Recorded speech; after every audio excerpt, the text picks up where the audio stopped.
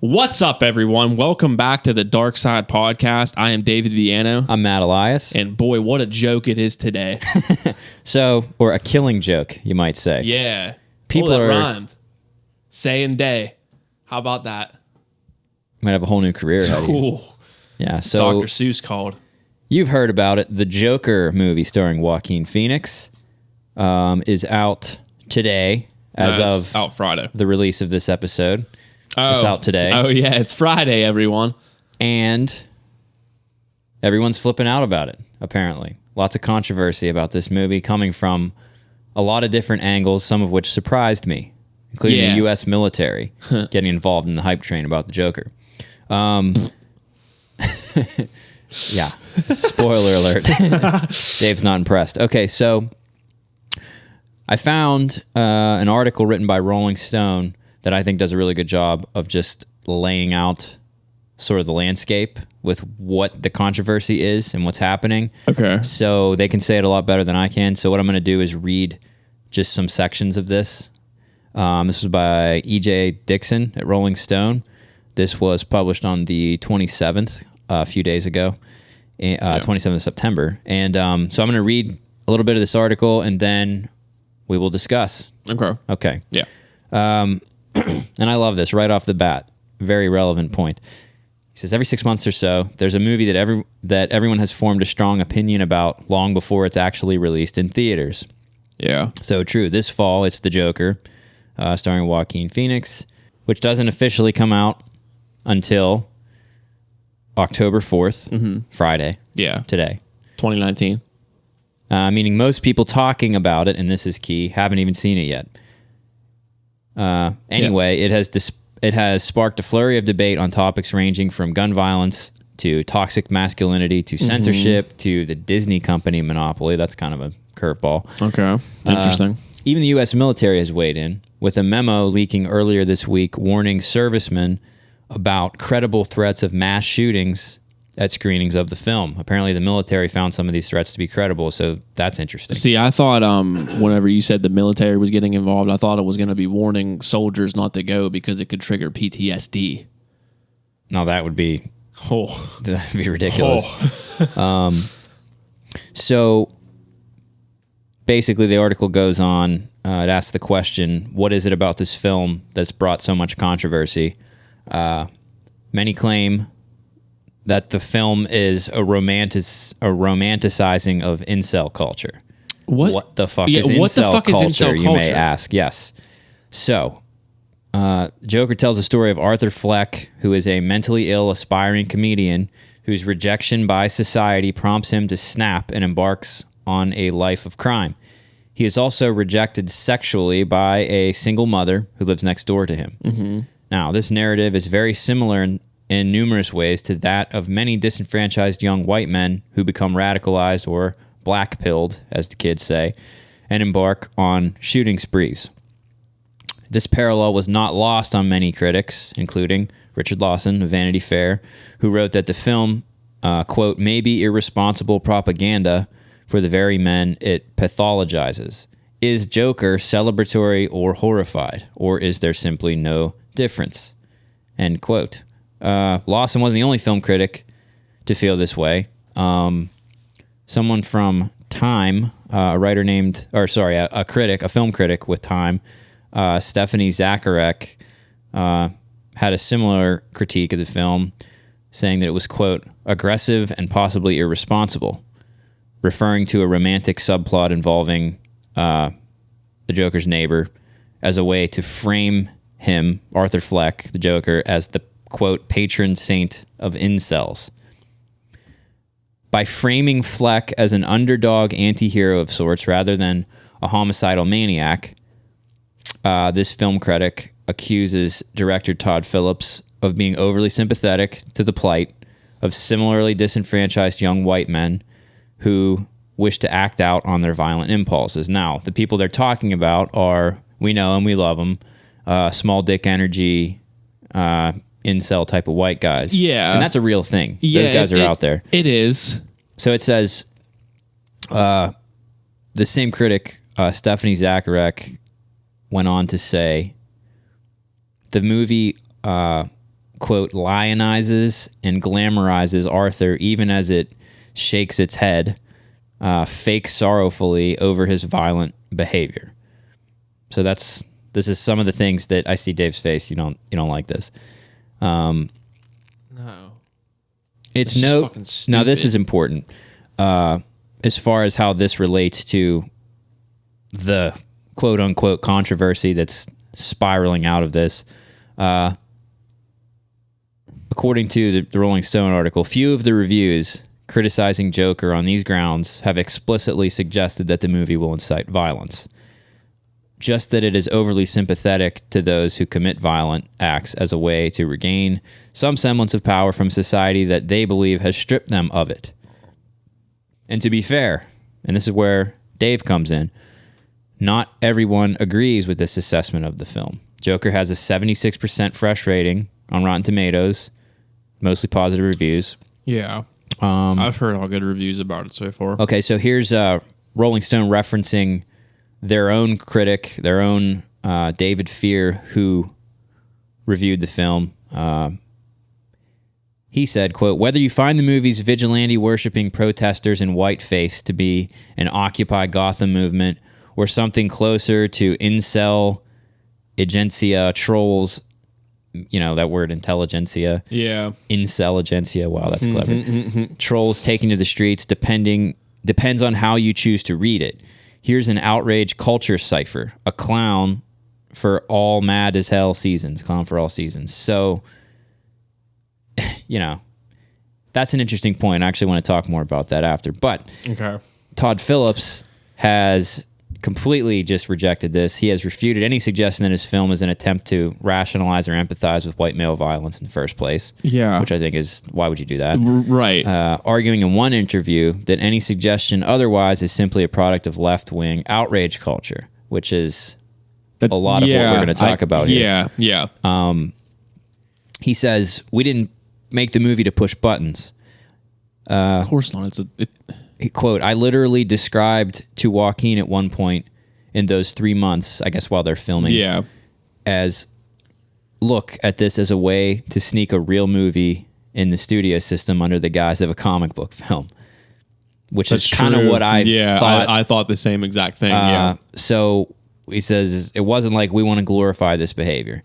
Joaquin Phoenix also responded to some of this. He said, you're going to like this. Joaquin Phoenix said, I don't think it's the filmmaker's responsibility to teach morality. It's not. And if you don't know the difference between right and wrong, then there's all sorts of things that you are going to interpret in the way that you want. Right. Which is so true. 100% true. Yeah. I like that. That's probably like the one thing I've liked so far about this article. Warner Brothers, well, he's just stating the facts. I know. Yeah. You're just mad about the facts. All right. So Warner Brothers also made a statement about this controversy over Joker. Yeah. Make no mistake, neither the fictional character Joker nor the film is an endorsement of real-world violence of any kind. Right. It is not the intention of the film, the filmmakers, or the studio to hold this character up as a hero. Right. Which is fair enough. Yeah. It's called an anti-hero. Right. Like Breaking Bad. Exactly. Like, do you endorse what the things that Walter White did in season 5? Okay. It's like the Devil's Rejects, too. You sympathize with the Firefly family the whole time, but do you condone raping and murdering and all the other stuff that they do? Yeah. So this is now moving into the part about concerns about real violence. So some movie theaters, and this is also about how the military made that internal memo that apparently leaked somehow. The criticism of the Joker has pushed many to express concern over whether the release of the film will lead to real-world violence. Earlier this week, the families of the victims of the 2012 shooting at the Dark Knight Rises screening in Aurora, Colorado, wrote a letter to Warner Brothers, this is interesting, expressing concerns over the release of Joker. Wait, I thought the shooting was for the second one. Wasn't that the third one? It was the third one. The second one was 2008. Yeah, that's when the shooting happened. No, it was 2012. Are you sure? 100%. Because I thought it was 2012. But the Joker, he dressed up as the Joker, and the Joker was in the second one. Right. I swear he did it for No, it was 2012. So James Holmes, the man behind the 2012 shooting, reportedly told police he opened fire on theater goers because, quote, he was the Joker. Though Aurora police have denied this. It says they didn't advocate the Aurora victims, the Aurora families did not advocate for the film to be pulled from theaters, which is important. They're not asking for it. They did urge Warner Brothers to donate some of the proceeds to gun violence survivors and gun violence intervention efforts. Fair enough. As well as to cease political contributions to candidates who accept donations from the NRA, which everyone should do. I mean, that's just a normal thing. We're calling on you to use your massive platform and influence to join us in our fight to build safer communities with fewer guns, which, go for it. You might as well ask, right? I guess. Because of the conversation. Warner Brothers is now in the conversation about that, so that's why they asked. I guess, whatever. The military has also voiced concern about mass shootings potentially taking place at screenings of the film. According to IO9, which I'm not sure what that is. I don't know either. Probably some website. Yeah, that'd be my guess. On Monday, senior officials in the U.S. Army's Criminal Investigation Unit issued a memo urging service members to take caution while seeing the film, saying it had intercepted, quote, credible intelligence from Texas police regarding, quote, disturbing and very specific chatter on the dark web about the targeting of an unknown movie theater during the release of Joker. Wow. Movie theaters screening Joker have also taken some measures to prevent violence at screenings. The CEO of Landmark Theaters this past Thursday, I guess it would be a week ago Thursday when this episode's out, said that the CEO said that the theaters would ban moviegoers and employees from wearing costumes, face paintings, or masks during the film. Okay. While it's unclear... Oh, and here's the Rolling Stone. He said that it's unclear how exactly preventing comic book fans from dressing up as a fictional villain would mitigate the threat of violence. Such news likely wasn't welcomed by the DC marketing team, which has released a licensed version of the trademark Joker blazer. So they're selling Joker jackets. They're probably pissed because people can't wear them. So anyway, great article. There was a lot of good info in there. Yeah. Basically laid out the whole situation. Yeah. A couple of things. As far as the critical concerns about the whole... See, this is like a bigger sort of... I don't know. It's not like a black and white concrete issue, because this comes to a question of what is it when you do a movie that has an anti-hero instead of a hero? You know what I mean? Like Taxi Driver, right? Yeah. And I think that we've had an answer for that for a long time, and it's obviously like, what about? I mean, it's not just with movies. Like Shakespeare. What about Macbeth? Yeah. Macbeth was an anti-hero. Yeah. Right? There's a lot of anti-heroes like Macbeth that. was kind of like, I always like to say Macbeth was like, I mean, I know most people probably don't remember the story of these Shakespeare plays, but Macbeth reminds me of Scarface. It was about a guy who basically kind of rose to power. Another anti-hero, Tony Montana. And kind of became corrupted by... I mean, yeah, Scarface is an obvious one. Yeah. But Scarface kind of celebrates the killing and all that, but like... Anyway. Yeah. We've talked about Scarface before. But Macbeth. Like the whole idea of an anti-hero has been around for a really long time. A very long time. It doesn't mean that William Shakespeare encourages the things that Macbeth did. Yeah. Right? So that question is, it only gets dragged up for the purpose of writing what we call shitpost articles. Yeah. Stupid controversy, fake outrage, and whatever. This whole thing with this movie is basically that. Shitpost articles, fake outrage. Yes. I mean, maybe people... Obviously, I can't tell someone that they're not outraged about something. They might feel outraged. Yeah. Fair enough. But I think that it's just, like I said, this question that... This whole idea that, like, you can't make a movie that has an anti-hero in it unless you are condoning the things that he does, like, that's just ridiculous. It's dumb. And also, I think they did bring up some fair points about... I think it's... I mean, there very well could be a lot of these incel, small dick energy people who will interpret this this movie, like I like when he said the incel patron saint. Probably so, but the Joker was already the incel patron saint. He was. They love him. That's been his character. Like, I mean, there's so many cringy Joker yeah memes out there. Like if you see on Facebook, just people painting themselves up like the Joker. Yeah, and like the whole like. It's like the same crowd that takes pictures of themselves with ninja swords and stuff. Exactly. You know? Exactly. Like having a switchblade out and like in their like Facebook picture and shit like that while wearing a fedora and stuff. Right. Like, tell your boyfriend to watch his back. Yeah, stuff like that. You seen that one? Yeah. Yeah. Yeah, that's like a good example of the type of person that I'm thinking of, at least for this. Maybe I'm wrong, but that's the impression I get. But they will, no question. They're gonna love this. Yeah, I mean, but I think they're gonna go see it. Like, you know, like everyone's gonna like. It's the thing that bothers me so much about all of this fucking controversy with this movie. Like, it's a fucking movie, people. It's a movie. Like, I don't know how we're gonna get to the point where like we have to worry about what movies we make now and stuff like that. Because, like you said, the Joker.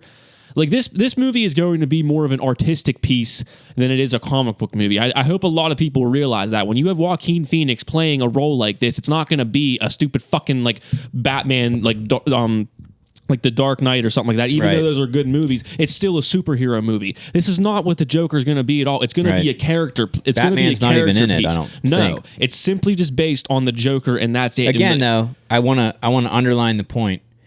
Us included.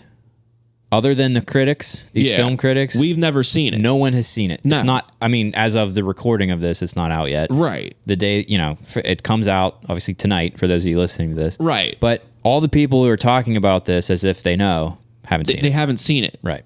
Just to make that point again. No, yeah, and like I said, I haven't seen it, but I can from what I've read and what I've seen from every trailer. I mean, even in the trailer, it makes it clear that this is not. It looks like a Scorsese movie. It reminds me of Taxi Driver. It's probably a lot like Taxi Driver. It's a really well done movie, and it's going into the psyche. It looks to be. I mean, that's what I'm saying. You never know, but it looks to be a really well done movie. Todd Phillips is an awesome fucking director, so I'm excited to see how he's going to take this whole thing. But really, it's just the opening. Like, it's opening the eyes of how the Joker character was created. Like, yes, he's a villain. He's like one of the worst he's one of the worst comic book villains that probably have existed in that whole world. Or best. Yeah, well, no, he is the best, but like he's probably like in like the range of like killing people and like psychotic and shit like that. Yeah. He's probably the worst because he has like so much shit going on mentally. Well, he's done the most shit usually. Right. So he's just crazy. Yes. Like I don't even consider the Joker to be evil. I don't think he is. He's literally mentally deranged. He's just nuts. Yeah. Like that's been his whole character, and obviously like every character, like every actor who's played him has gone through some mental like anguish going through that. Like, I don't know. I think Jack Nicholson's fine.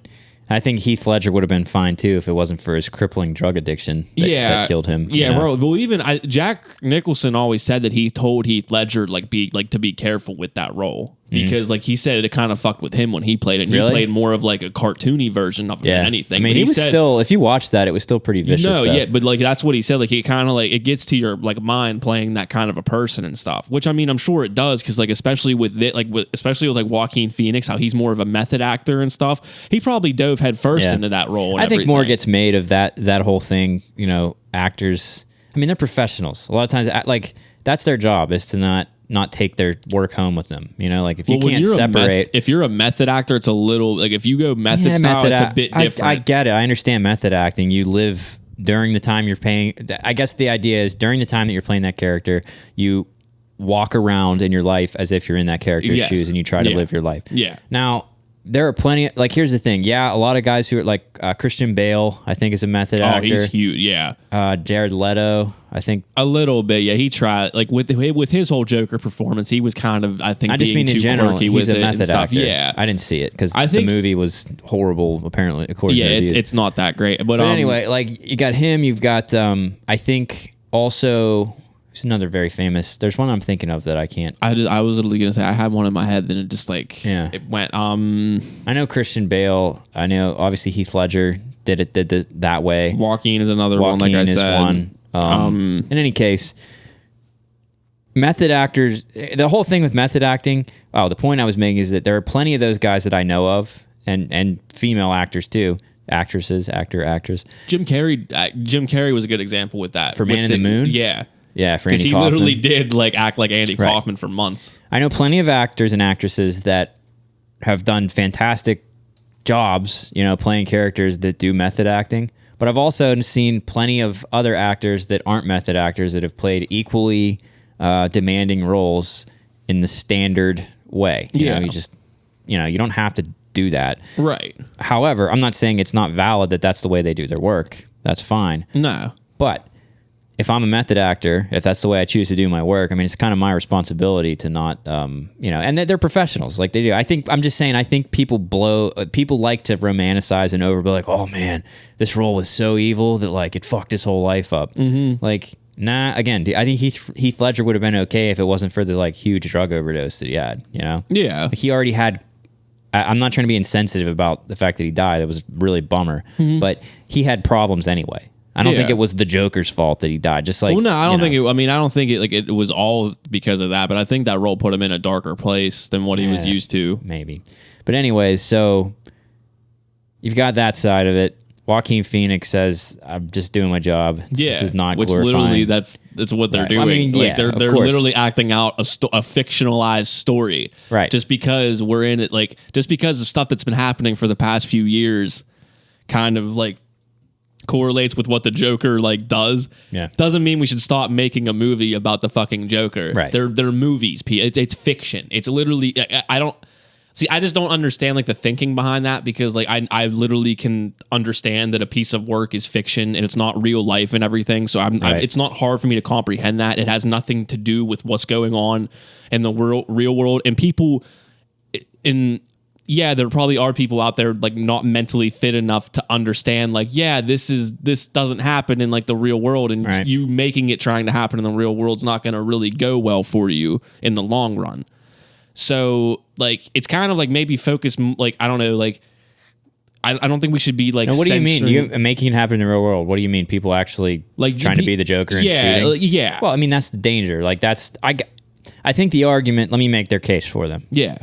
To help us understand it better, I could see making a case that not that you can't make the movie because that's dumb. Yeah. There are people saying that. Right. You can't do this or you shouldn't do this. I mean, can't and shouldn't are two very different things. Mm-hmm. But they're saying that they think that it's like not a good idea. Yeah. Or it's in bad taste because of this. Like, why not like wait until a time where we aren't infested with small dick energy incels out there that are shooting everybody in Walmart and stuff. Right. I get it. Like, they it's like win if we do that though. In one sense, right? Yeah. But if it were me and myself, or say, okay, hypothetical, I get killed in a mass shooting in a public place, you know, after the Joker comes out, by a small dick energy incel who is dressed like the Joker and was absolutely inspired by his many viewings of the Joker movie, right? And this particular person wouldn't have done the shooting without seeing the movie. Or at least he was inspired. Maybe he was already thinking about doing the shooting. He saw the movie and it just said, that's it, I'm doing this. I really identify with this and I'm going to do it. It could happen, right? Yeah. Not to say that it's the Joker movie's fault in that case, but that could happen. It could be the straw that breaks the camel's back. That's his last excuse to do it, right? Now, I can't say that like, oh, they shouldn't have made this movie, because I agree with you for the most part. I'm playing devil's advocate. No, yeah. I definitely can't say they can't make it, because obviously they can. You put on anything you want.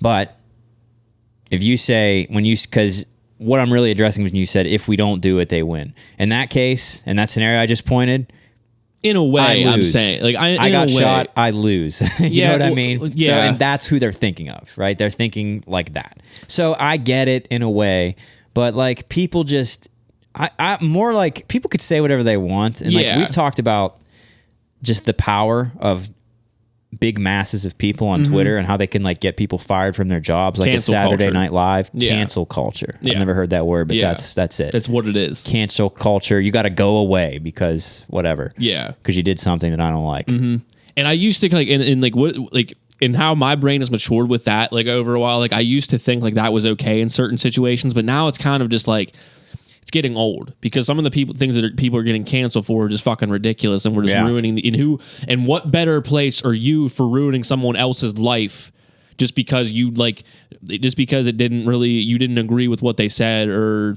thought what they said needed to be worded in a different way. That doesn't mean you need to ruin their whole life because they don't give a shit though. No, exactly. They don't care because their reason for bringing it up wasn't even about what the content of what they were complaining about anyway. Right. It's selfish motivation. I'm better than you. I'm a good person.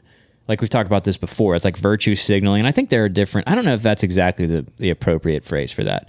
Virtue signaling might mean something else. But it's like they're trying to signal to the group, which if you're on Twitter like that, then that's your group. You know, that I have these values and we're going to shun this. And it's also the desire to be part of a mob, part of a group, which I think is human nature. Yeah. We don't like this and we are going to do something about it. Right. You should do something about this because we all think that. I get it. I get the draw to that. Yeah. But it's destructive. It is. I mean, most of the time, like nothing good comes from it because most of the time these people still go on with their life. Like, their life might be fucked up for 6 months or so. Yeah. But at the end of the day, they're still going to do stuff. They get fired by one network, and then when the heat cools off, they get brought on by someone else for less money. Back on. Yeah. Yeah. Just basically fucks them up. Yeah. It's crazy. With that, this is actually a good time to transition into sort of like the back end of this that we wanted to discuss, which relates to the cancel culture and with comedy. Yeah. All right. So you've got this article about Todd Phillips and why he switched from making comedy to making a movie like The Joker. Right. Now, I don't know. Maybe you can tell me, is he actually done with comedy? As maybe far the article will tell us. Right now, I think he is. Is this, for those of you who don't know, he made The Hangover. Todd Phillips. Like his big things, like he's done like a lot of great comedies, the Hangover series, Old School, Due Date, and a few other ones that I'm forgetting. What's a fun fact about Due Date? I forgot about that. That was a funny movie. Yeah, it was. It was a good one. Yeah. Fun fact about him too: his first movie was a G.G. Allen documentary. No way. Swear to God. That's the coolest thing ever. We never actually have done anything on G.G. Allen. We had a segment recorded, but I had to cut it at one point. We didn't use it. Oh, okay. For some reason, because I think it was for time or something. Oh, okay. Long time ago, back in the 3-hour podcast days. Yeah, the 3-hour podcast in the old basement studio days. I could do a G.G. Allen. I could do a G.G. Allen series. Put a probably pin in that. Yeah, we'll talk about G.G. Allen. Okay, this article is from theplaylist.net. It's by Charles Barfield. It was literally just released a few hours ago. Headline: Todd Phillips explains why he left comedies for Joker. Go try to be funny nowadays with this woke culture. Woke culture. Yeah. All right, this isn't that long of an article, so I can get through it pretty quickly. When it was announced that Todd Phillips was the man who would co-write and direct Joker, people were shocked. Not because Phillips is tackling a comic book film or even because he's some sort of terrible filmmaker. He clearly isn't. Jesus. That was in parentheses. Right. But instead because he's the best known for his raunchy comedies such as The Hangover. But according to the director, there's a very good reason he ditched comedies for the hard-hitting dramatic Joker, woke culture.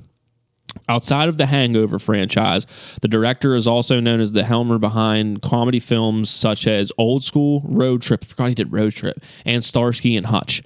Not necessarily the CV that would lend itself to making an R-rated hard-boiled crime film such as Joker. Speaking to Vanity Fair, Phillips explained why it's unlikely that he'll go back to making his comedies anytime soon. Quote, go try to be funny nowadays with this woke culture, Phillips said. There were articles written about why comedies don't work anymore. I'll tell you why, because all the fucking funny guys are like, fuck this shit because I don't want to offend you, unquote. He continued, it's hard to argue with 30 million people on Twitter. You just can't do it, right? So you just go, I'm out. And you know what? With all my comedies, I think I think that with comedies in general, all have in common is they're irrelevant. So I go, how do I do something irrelevant but fuck comedy? Oh, I know. Let's take the comic book movie universe and turn it on its head with this. And so that's really where that came from.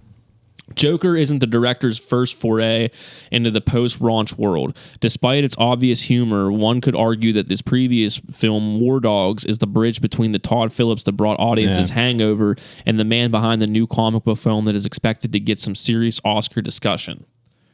Which I kind of knew that would be, too. Although the Oscars tend to go with the tide on cancel culture. So if this outrage shit gets too bad, they're not winning any fucking Oscars. So despite his filmography filled with broad comedies, it would appear that the filmmaker is entering a new phase in his career, and if you don't like it, then you should blame society, or so Phillips says. Joker is hitting theaters on October 4th. Blame society. Wow, that was a little cheesy. And I think that's his little spin on it or whatever. That's what I'm saying. But a lot of the first big thing, because I got this from Twitter, and as soon as it's one of the trending topics on Twitter right now, just because it was released a few hours ago and stuff. And this one woman, Quinn Cummings, she's like a writer. It looks like she has a podcast too. Who doesn't anymore? But she wrote, "Dear Todd Phillips, you were lazy. Comedy kept moving because comedy always keeps moving. You couldn't keep up on account of how you are a lazy fuck." Yikes. Then she just threw in this other movie, oh no, she twitting hits harder than one of your movies every goddamn day, and she's doing this with her spare time at work. So that's probably just her trying to plug whatever the fuck that movie is, because I don't even know what that is. I don't know. But I mean, that's I like that you grab that though, and it's somebody sort of like a alternate take on disagreeing with Todd Phillips and basically calling him, what did she say? He's a lazy fuck. Yeah, that's what she's saying. But I get what he's saying though, because I agree, especially in the stand-up comedy world. I mean, I think I've touched on this before. It is hard doing that anymore with how offended everyone gets anymore. Right. And I know that's it sounds like a cop-out to some people, whatever, but I honestly kind of think that. Right. Everyone gets offended by everything. We're in a world of just where everyone is offended for no reason. And I didn't see it as clearly the past couple years as I do as much this year with it happening and stuff. And especially within the past year with all the, with a lot of comedian shit and everything. Yeah. But it's like that though. Everyone just wants to be offended. Also, I think it's worth mentioning that the whole Me Too thing from, that's been going on. And what, that's, I think that's a separate issue. Yeah, it is. Yeah. But it also crosses into cancel culture territory, because there was this, I will not use the phrase witch hunt, but there was just this kind of mob thing where it was we got to get these people. It snowballed really quickly. Even guys who now obviously, I mean, anybody who's, I don't know, anyone who's committing the types of things that are worthy of getting the Me Too attack, if they actually did the things that, then, you can't defend them. Right. And I won't. But, for example, there were a lot of people who kind of got, so Bill Cosby, who was, I mean, he still is, I guess, but I mean, the things that he did are just horrifying. Yeah. Right. He raped dozens and dozens of people over decades. Same with Harvey Weinstein. Yeah. Yeah. He was another one that everyone knew about it for a long time. That's the fucked up part about it too. Yeah, for sure. Those guys are, I mean, literally they're rapists. Yeah. They had power. And then you have someone like Louis C.K. who, the things that, not that I can defend the stuff that he did. I guess he I don't know, he jacked off in front of people without them. It was a weird thing. Yeah. And he had done that with multiple people and stuff. And one, he did it to the one wrong person, and she got really weirded out by it. Which is, I mean, it's fucking weird. I wouldn't want Louis C.K. to jerk off in front of me either. No, yeah, it's a weird ass fetish and shit. But the thing with that whole thing was that pissed me off is a lot of people knew about that stuff years and years ago. That was already addressed. Yeah, but it got brought up because of the like the tide that was rolling in with Me Too. But and guess what? It didn't fuck up his career because he's now back doing what he's doing. It did for a year. It put him on the back foot. It did for a year. Probably but now hurt his money too. He's doing. He's coming back. Comedy again and shit. So like it didn't really. Good. Yeah. I mean, I like Louis C.K.'s comedy. Do too. I can't comment on his masturbatory habits because I don't have any knowledge of it really. But I mean, even Sarah Silverman like came out. Yeah, you mentioned that before. And she's like hardcore like with the Me Too movement she and stuff. Is, yeah. So like when she came out, seems to be pretty informed. No, she is. I like Sarah Silverman a lot. I like some of the stuff she does. I like her comedy too. Yeah, she's hilarious. She's hilarious as fuck. I've always loved her comedy, especially like she had a great show back in the day on Comedy Central and stuff. And it's her stand-up's great too. Yeah, lots of good stand-up material. But she defended Louis C.K. because she just said, but I don't even want to litigate the Louis C.K. thing. My point is just that the Me Too thing is kind of like we're talking about this cancel culture and like outrage. It just spreads like fire. Yeah. How you were saying for a while, you were kind of not on the same page of like, oh man, everyone's getting offended all the time and it's just bullshit. I think the Me Too thing, just kind of being on your radar, probably could contribute to like your perception. Yeah. Of like, because there was a lot of cancel culture stuff going on with that too. But I think 100%. That's kind of separate though. No, that's kind of different. I supported the Me Too movement and stuff because a lot of the stuff, a lot of the too. people that they brought out, because I was happy that they brought Harvey Weinstein down because, like I said, that was a well-known thing. If you knew anything about the film industry, for Harvey Weinstein to go down, that had to be a movement like that because it was like this. Basically, it was like this super rich and powerful guy who was holding the keys to opportunity for people in their careers was using that leverage to compel people not to share this information. Right. So it had to be, it's kind of like, when labor force unionizes, it's got to be everyone. It's got to be together. Because if one person came out and tried to tell that, and that's happened before. One person here or there tried to come out and talk about Harvey Weinstein, but no one believed them. Well, dude, even like, because I saw this on Instagram, this one girl's story. She's like in the film industry a little bit and stuff. And she was talking about how like she had met this what was it? Like it was the reason I remember this because it kind of shocked me when she was telling this story. She was saying like she had met this dude in New York who was like in the film industry, but he was like a lawyer, and she had asked him like what studio that he worked for, and he said Miramax, and Miramax was Harvey Weinstein's studio. Like that's what he ran basically. And he basically like kind of like she kind of asked like, oh, okay, I don't even really have to like say too much about like that to know what you did and stuff. Like and he was like, yeah, I mean, he basically said like, yeah, everyone really knew about that whole thing for a while, so it was like anyway. So like he just kind of nonchalantly just like brushed it off like, well, everyone knew anyway, so it is what it is. Yeah, like didn't really give a fuck about it at all. And that kind of threw me and everything is when she was like saying that, cause like damn, so casually dude. about it like literally. Yeah, that's like especially wild. saying that to a woman too. Like that's like not the greatest thing to say, because everyone knows like Weinstein wasn't those ones that like got accused and didn't like and nothing really ever happened to him. Like he got fucked like bad with that shit. Like he has no career anymore. He got rightfully.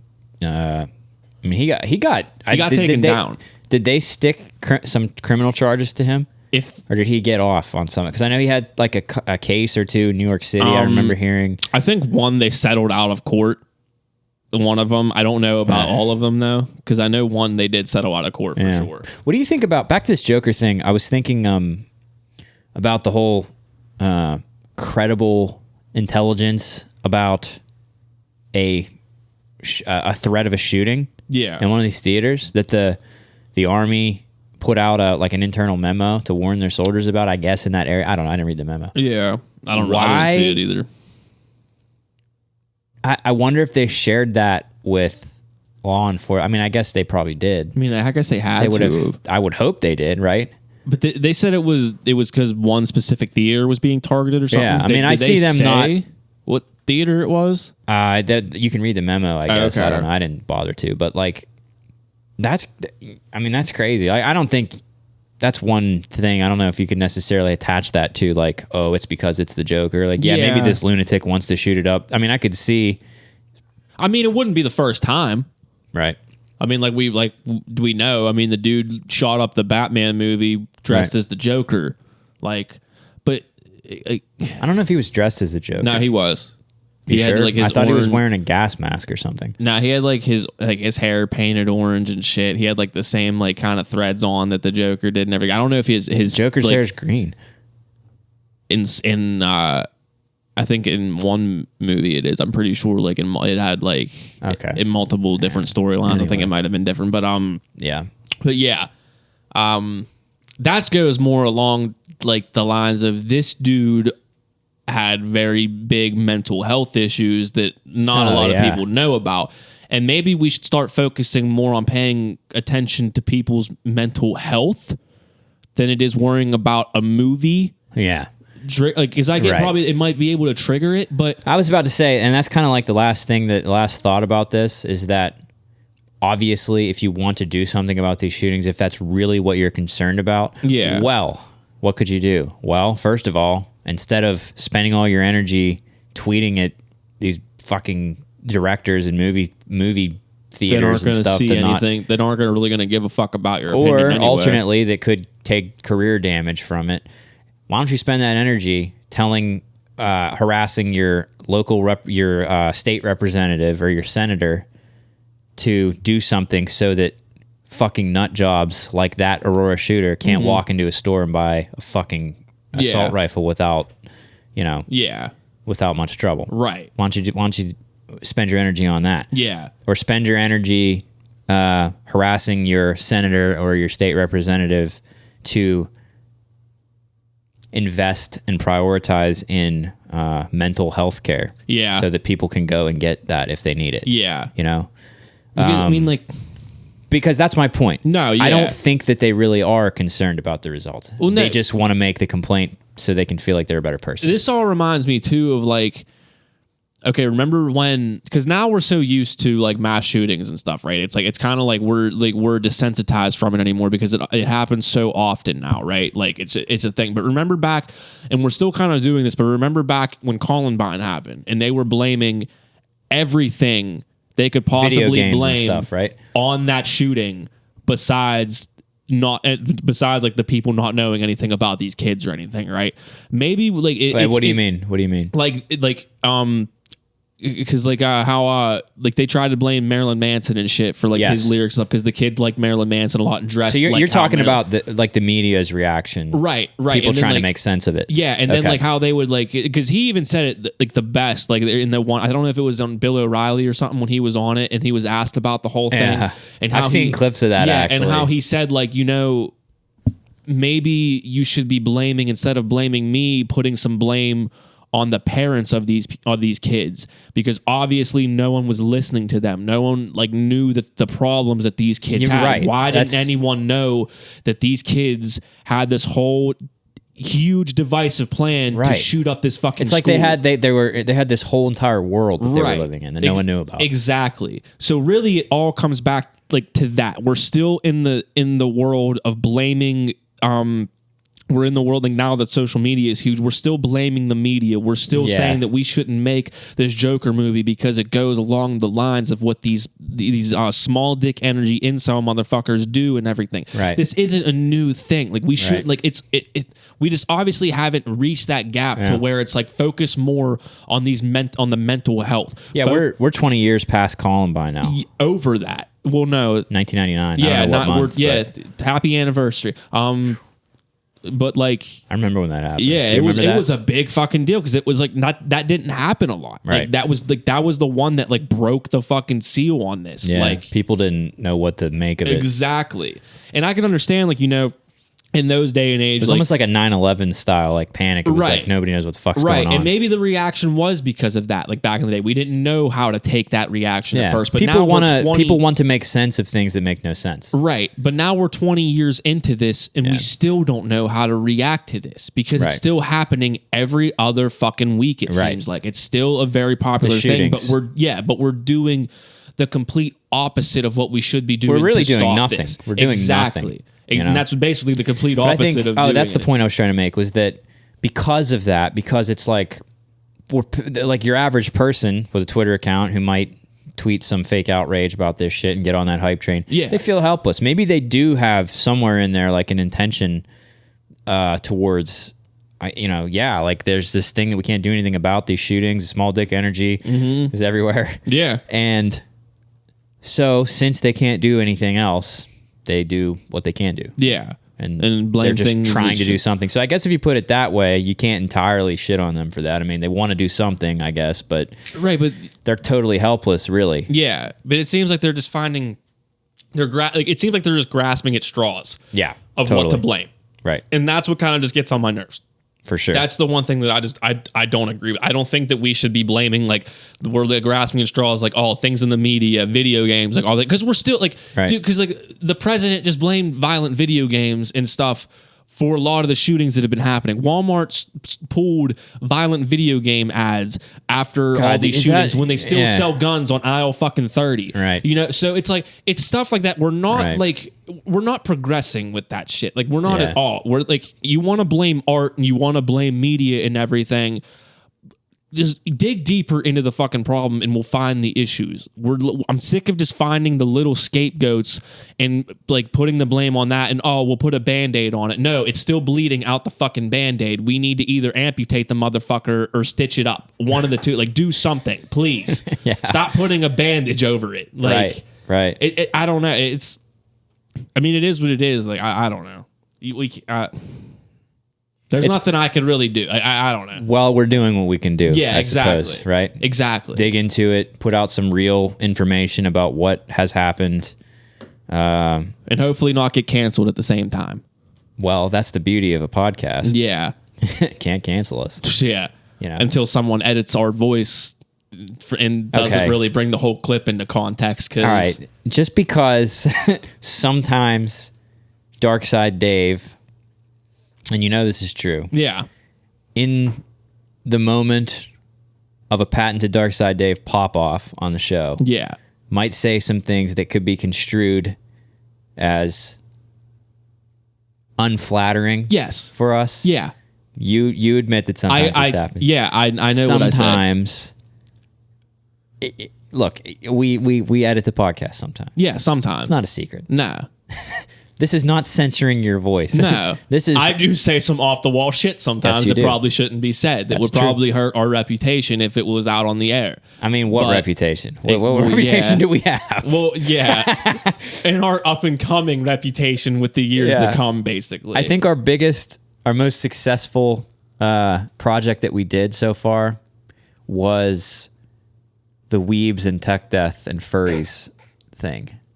When we had Nick and I go off on that one, so and the flat Earth thing, as well. Yeah, that's pretty good. Again, another one I went off pretty hard. You went off real hard. As a matter of fact, for those of you listening, I know a lot of you have heard the whole flat Earth project that we did, and we do talk about it sometimes. Yeah, this was back in the springtime, I think.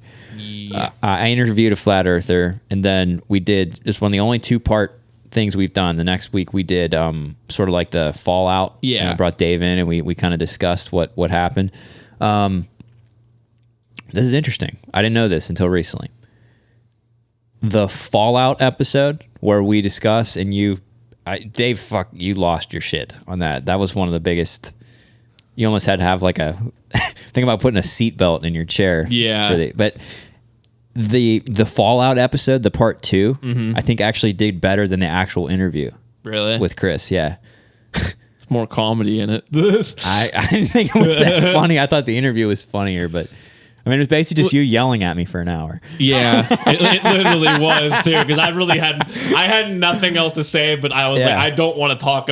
Just talking about it for an hour just made my blood boil because I was like, we're talking about a subject that is not fucking real. It's been settled for like 400 years. Yeah, or something, so right? I mean, no, even longer, like thousands of years. Yeah, the Greeks figured it out. So that's why I kind of just go. On that. I saw this video of Carl Sagan explaining how the Greeks.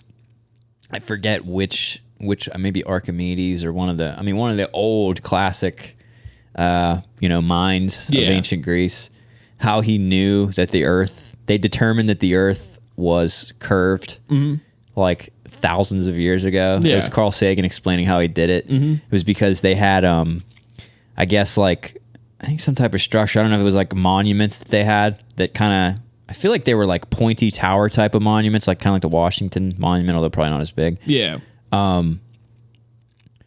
There was one in Alexandria, I think, which is in Egypt, I believe. And then there was another similar monument that was like further north, a couple 100 miles or something. Pretty long distance, especially for back then. But like he knew that the Earth, he was testing this. He was trying to figure out what is the surface of the Earth. And I can't believe we're relitigating the flat Earth thing. It comes about once a month. But I just saw this. So the shadow of this monument, he knew that if the Earth was flat, so if the Earth is flat and you've got the sun up here, at noon, when the sun is in the top of the sky, straight up and down, there's no shadow. Right. Pointy up and down structure, right? We see that. You know, if it's noon and the sun is right above you, there's no shadow. Right. At noon, so he used all he basically had was like a guy to run back and forth, like a guy to communicate with on the other end. Yeah. At the same time, at noon, and I ain't one or the other, in Alexandria or wherever else, at the one monument, the shadow was not there. At the other monument, it had a shadow at an angle, right? So if the Earth was completely flat, they would be the same. Right. But since it's curved, and he was able to measure the length of the shadow and use that, he knew the distance between the two monuments and the length of the shadow, that angle could tell him about how big the Earth is based on that curve. And that's how he figured it out. Okay. So... Interesting. Thousands of years ago, they figured that shit out, but it's still being debated today. It's not really, but we're in an age of sort of anti-science pushback and anti-knowledge. We talked about that issue for quite often for a while. Yeah. That's scary stuff. Hopefully, it's weird. Yeah. And I will mention that we very purposely, you may have noticed, or maybe not, have not been talking about the whole impeachment probe of President Trump because, frankly, I don't want to. Yeah, will. It's beating a dead horse after a while. I mean, this is all new shit and it looks really bad, but I just want to let it unfold. We'll talk about it once. Yeah, we're still too early in the game to really kind of go into it right now. But it's kind of been a theme the past few weeks. Just fucking tired of talking about Trump. Oh, I am sick of it. It gets exhausting in all honesty because you're not getting through to you're not getting through to anyone basically. I mean, we could talk about it, and I think the people who listen to us are going to hear what we're saying. But it's just like, I think we're not the only ones. I think people are just fucking tired of it. Oh no, they're tired of him. They're tired of hearing about him. They're tired of his horse shit. The smoke screen. He's constantly just stirring up bullshit, to trigger the media to do what he thinks he's manipulating them into doing. Yeah, which just means more static and noise. The patented trunk. The Trump smokescreen technique. Yeah. The miasma of bullshit. Business 101 to him. People are sick of it. No, they are. I'm fucking sick of it. And I've been sick of it. Me too. I didn't think I could get sick of it this quick. I got sick of it. Because I was sick of it. Sick of hearing about it. I was fucking sick of it. Like, was one of the motivations for us even starting the show was just to try to cut through that and just not that we're like a news show or anything. We're mostly we try to be a comedy show, but right. But at the same time, we do a lot of journalistic shit on this show. Nah, not journalists. I mean, we discuss the work of other journalists. We're not investigative journalists out there discovering our own. Nah, but half the journalists out there writing these articles shouldn't be called journalists. Well, they're not journalists. So they aren't journalists. Investigative journalism is... Motherfuckers get one article on Vice and think they're a journalist. That's not a journalist. Exactly. That's a shitpost article. Exactly. Yeah. But that's the difference. Maybe we should make a handy guide. Though. We should make a pamphlet. Shitpost article. Real journalism. Article. Presented by the Dark Side Podcast. What's up, guys? What's up, everyone? Welcome to your pamphlet. Be one of those Hallmark greeting cards that has one of the little speakers in it. And you open it. What's up, everyone? And it blows your fucking eardrums out like you do to me every week. Yeah. Yeah. Anyway, I think that's about it for this week. Yeah. The Joker controversy should be out tonight. Mm-hmm. Go see it. Let me know how it is. Keep your eyes open out there. Eyes and ears. ears. Know where your exits are in the movie theater. Yeah. I'll say that. That's probably a good thing to know. Don't just run out the same door that you came in. Make sure there are usually multiple exits. Just know where they are and keep your eyes open. Yeah. I mean, I've said all this. In all honesty, I don't even know if I want to go to the theater and see it. Yeah. Like, you know what I'm saying? Like, right. I don't know. Sure. I probably won't just because I'm lazy, though. I still haven't seen it, too. So, I mean. It was good. Yeah. I liked it. I've heard good things. Yes, sir. It floats. Everything floats down here. That's right. Yeah. Georgie. All right. Make sure you keep up with the video version of our podcast on our YouTube it's like at Dark Side Podcast Official. Yeah, on YouTube. Not on Pornhub yet, but we're getting there. We're working on it. Yeah, partnerships. That's right. In line, and you won't last 5 minutes playing this online game. What's up, everyone? Okay, that's about it. This has been episode 40, the Big 4-0. Big 4-0. We're over the hill and through the woods. 40 weeks without missing one. That's good. Yep. That's a good record. All right, episode 40 in the can. Don't forget the 3 R's of success. If you're on iTunes or Google, Spotify, whatever, Stitcher, rate, review, subscribe, success, repeat. Yeah, repent.